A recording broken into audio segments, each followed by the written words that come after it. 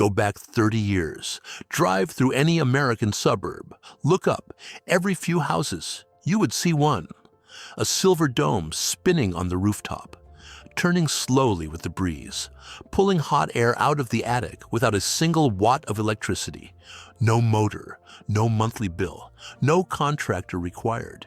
They were everywhere. Farmhouses, school buildings, warehouses across the Sun Belt. In Australia, they were as standard as gutters. Today, in most new American housing developments, you will struggle to find a single one. These are turbine ventilators. Some people grew up calling them whirlybirds. Independent testing in hot climates shows they can drop peak attic temperatures by as much as 37 degrees Fahrenheit and cut cooling costs by close to 15%. And they use 0 watts of electricity to do it. So what happened to them? Why did something this simple and this proven get quietly removed from the American roofline? The answer involves cheap manufacturing, building code politics, and one institution that most American homeowners already know as the bane of their existence. By the end of this video, you will know exactly how these devices work. The physics behind them are older than this country by about 2,000 years. You will know why they disappeared from American rooftops, even though the science behind them never changed. And you will know what it actually costs to install one today and which climates they perform best in. Because here is what I can tell you right now. The turbine ventilator did not fail. It was not replaced by something more effective. It got pushed out by bearing failures in cheap products, building code politics that favored measurable systems over passive ones, and aesthetic rules written by people who cared more about roofline uniformity than your utility bill. But the physics? Nobody buried those. Physics does not care who runs your neighborhood association. And in the right climate, this device is still one of the cheapest ways to meaningfully cut your summer cooling load. The story starts not with a roof. It starts about 2,000 years before roofs had anything spinning on them. The idea of moving air through a building using nothing but its own shape and the forces of nature is one of the oldest engineering strategies in recorded history. Persian architects were doing it 3,000 years ago. They built tall masonry towers on the rooftops of homes and civic buildings throughout the desert cities of present-day Iran. These towers were positioned to catch the prevailing wind above roofline level. They funneled that wind down into the lower levels of the structure while simultaneously pulling hot, stale air out through the top. No fuel, no moving parts, just geometry working with physics. The same principle appeared independently in ancient Egypt. Homes at workers' settlements near Luxor were oriented to capture the north wind. Angled high-level openings directed that airflow into the interior. The builders did not write papers about thermodynamics. They just knew that hot air rises and that a correctly shaped opening lets nature do the rest. In medieval European cathedral construction, architects used tall, clear-story windows to accomplish the same thing. Warm air moved upward and exhausted at the ridge. Cooler air entered at floor level. These were not decorative choices. They were engineering decisions made by people who understood airflow before the word ventilation existed. None of this was experimental. These systems were tested across centuries and across civilizations, and they all operated on the same underlying principle. Warm air rises, pressure differentials drive flow, shape the opening correctly, and nature handles the rest. So if this principle has been understood for 3,000 years, why does your attic cook every summer while your air conditioner runs continuously trying to compensate? Because 3 separate forces work together to push the modern version of this technology off the American rooftop. And not one of them had anything to do with whether it worked. The first was manufacturing. When turbine ventilators became widely adopted in the mid-20th century, cheaper versions flooded the market. And cheaper meant one specific thing: ball bearings that were not built to last. The spinning head is the defining feature of a turbine ventilator. It is also its primary failure point. When bearings degrade from moisture, dust, or insufficient lubrication, the device does not fail quietly. It squeals, a grinding sound that transmits directly through the roof structure and into the living space below. In a quiet neighborhood on a still night, you can hear it from across the street. That sound created a reputation, not for a bad concept, for a bad product category. Once enough homeowners associated the word whirlybird with the noise their neighbor's roof made at 2 in the morning, the entire category was tainted.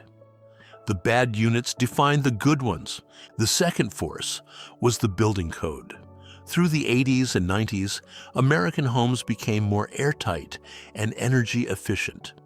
Building codes like the International Energy Conservation Code began requiring mechanical ventilation systems with certified and predictable air exchange rates. The logic was sound. A sealed home needs controlled air exchange to prevent moisture buildup. The problem was in the definition of controlled. A mechanical system can guarantee a specific volume of air per hour regardless of outdoor conditions. A passive turbine cannot make that guarantee. Its output depends on wind speed, temperature differential, and roof orientation. Variables that no code writer can fit into a certification table. So passive ventilation ended up in a regulatory gray area. Not banned, not approved, just inconvenient for anyone writing a code that needed measurable and certifiable numbers. Mechanical systems fit the framework. Passive systems did not. And over time, the default shifted toward what the code could verify. But the loudest voice against the whirlybird was not a building inspector. It was the Homeowners Association. Turbine ventilators are visible from the street. They spin. They catch the eye. And in the American housing market, the visual uniformity of a neighborhood roofline is something HOAs will defend with extraordinary energy. Across the country, associations began restricting or outright prohibiting turbine ventilators on the grounds that they disrupted the clean shingle lines of modern suburban rooflines. Some allowed them only on rear-facing slopes, which, depending on your home's orientation relative to prevailing wind, may be exactly the wrong placement for maximum performance. Here is something worth knowing before you assume you have no options. Florida has a statute on the books that explicitly protects homeowners' rights to install qualifying energy devices. An HOA in Florida cannot ban a renewable energy device outright. They can restrict placement. They cannot prohibit installation entirely. Most states do not have that protection. But more do than most homeowners realize. The first step is checking your state's actual statute before accepting that the association has the final word. That is how you eliminate a technology without banning it. You do not need to outlaw it. You just need to make it socially stigmatized, administratively inconvenient, and aesthetically restricted. And if the cheap version also makes a grinding noise at 2 in the morning, that just helps the case along. Here is what gets lost under all of that. The actual performance data on well-made turbine ventilators is good, not marginal, measured. Testing conducted in hot, arid climates has shown that a properly installed turbine system can drop peak attic temperatures by as much as 37 degrees Fahrenheit. That number matters because of what is happening inside your attic right now in summer. Solar radiation heats your roof surface. That heat transfers into the attic space. In homes across the South and Southwest, attic temperatures regularly exceed 150 degrees Fahrenheit on hot afternoons. That heat does not just sit there. It radiates downward through your ceiling and into the living space below. Your air conditioning system runs harder and longer, just to compensate for heat being generated inside your own home. The Department of Energy has noted that each degree of attic temperature increase can add up to 4% to your cooling load. In an attic running 30 degrees hotter than necessary, that compounds into a serious monthly penalty from May through September. So, how does a spinning dome on your roof fix this? It works through three physical principles that compound each other. The first is Bernoulli's principle. As wind passes across the curved vanes of the turbine head, air accelerates through the narrow gaps between them. When air accelerates, its pressure drops. That pressure drop creates a suction effect at the top of the attic. The turbine does not just let hot air escape, it actively draws hot air upward and out. The second is the stack effect. Warm air is less dense than cool air. In a home with intake vents at the soffit and a turbine at the ridge, that rising warm air gets pulled toward the low pressure zone at the roof peak. This continues even when the wind is not blowing and the turbine is not spinning.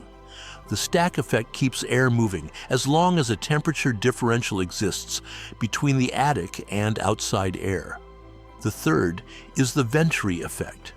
As air passes through the channels between the spinning vanes, velocity increases and pressure drops further. This reinforces the suction, the first two principles already created. All three effects operate at once. The result is continuous negative pressure at your roof peak, pulling hot, humid air out, while cooler air enters through the soffits below. These are not design theories. They are measured physical effects.